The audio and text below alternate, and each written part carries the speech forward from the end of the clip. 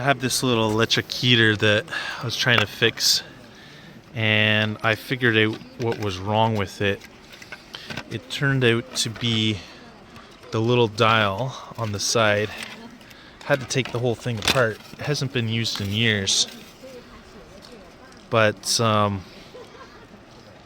basically this switch, it has these little contacts here. And what was happening is, right now you can see that little contact, it clicks up and then clicks down. And what happened is, I think that it was dropped, and so what happened was this top bar got bent, and so I had to bend it back just by pushing it up a little bit like that, because over time that spring got a little loose, and so that it wouldn't make the contact, because this pin goes to the power. And so after that, after you twist it, it should click up. Okay.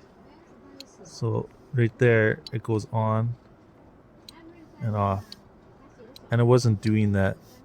So to fix it, you just have to bend this pin.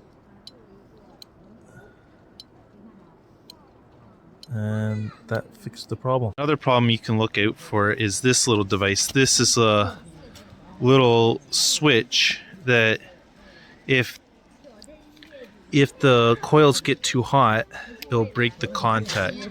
So just make sure that you have continuity on this little heat switch. There we go, it's kicking out heat, and we have a second life to this small little heater. And when we turn the knob, it turns off.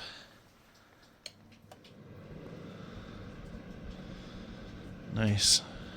Thanks for watching this video. Hope it helped out. If you enjoy electronics or want to learn about how to fix electronics, consider subscribing, and I'll see you in the next video.